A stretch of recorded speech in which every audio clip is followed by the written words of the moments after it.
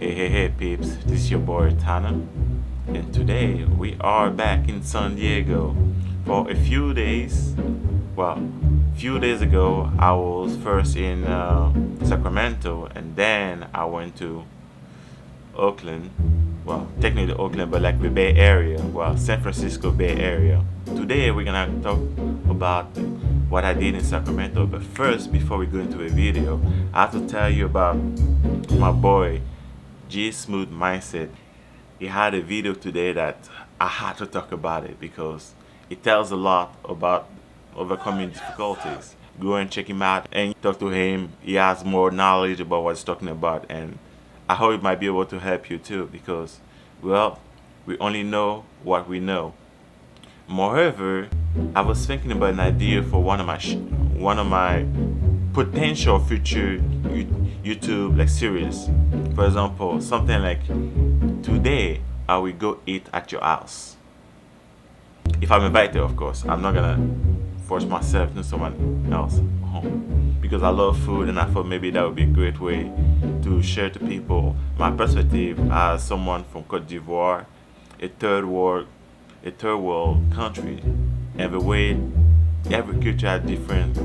Just talk about culture around a good meal, kind of idea. So you guys let me know in the commentary what you think about. It's a good idea, or if not, yeah, if I have to describe Sacramento, it would come to those three things: park, beer, and trains. And that's literally it. But I had a good time with a acquaintance of mine, May. It's May. Really good food enthusiast, and you should definitely check her Instagram. Man, she know how to cook. Man, she know the good stuff. But if you really want to know about Vietnamese food, May is the person to talk to. Oh man, you know the food was so good that I had to go twice, literally twice in Sacramento, so I can just get to try that food. So now you know. Why should someone go to Sacramento?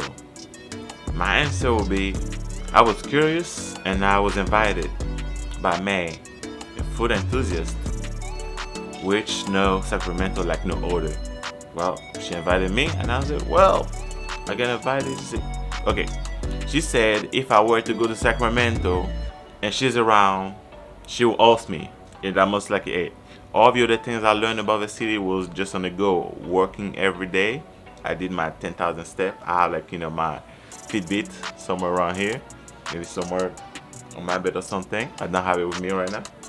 But doing that, and also, wow, there's a lot of pollen because I think that's around the summer where I got allergic and I was sneezing all the time.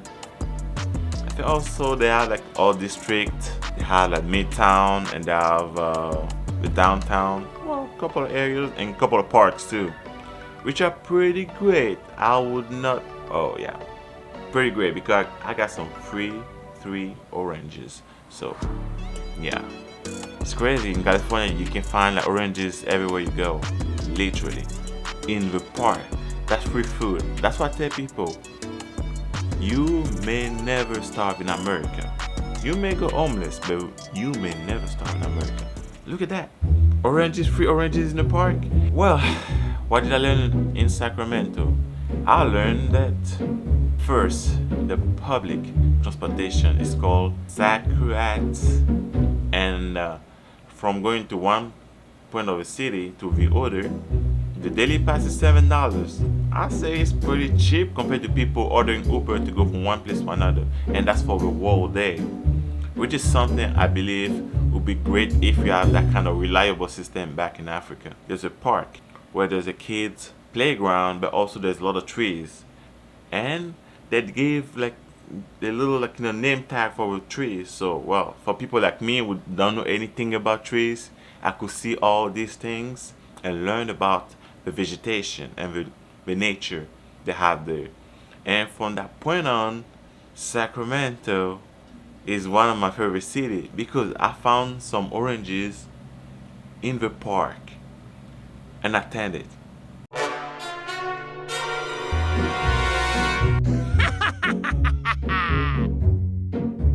Oh, I forgot to mention it. My host, Patricia, is of Irish descent and teach Irish dance. She was nice to let me use her jacuzzi.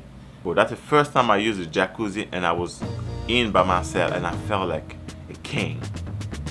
And like a kid too, because I had it for myself, watching my favorite show, Castlevania, new season, season 4, I finished in one day.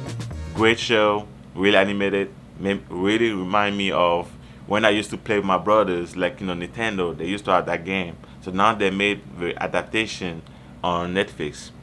Highly recommend if you want to watch it. If you don't, that's okay. And also, sad thing that happened was that my host, Patricia, came to tell me at one point that when she was walking in the neighborhood, one of a Russian family around came to let her know that they saw a black man trying to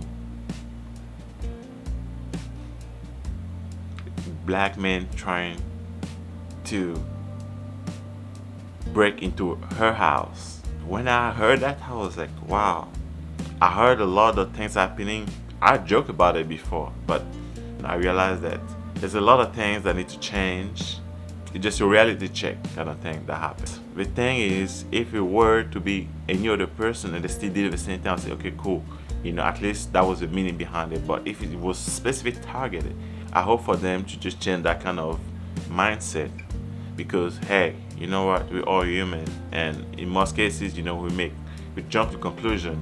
But do not let those conclusions run your whole life and only be the way you see the world. That was most likely that. And what else? I think that's most of the thing I had to say today. I hope it's gonna be a quick video because I wasted too much time. You never know in most situations, because it doesn't happen to you doesn't mean it's not real. So always keep a lookout for things that happen and be honest and be truthful, to be human, be honest and human, and talk about those issues without getting emotional, but it kind of seek to understand those things. And I hope for everybody that listens to me to have a great day. So don't forget, don't be a sheep, be a wolf, travel free.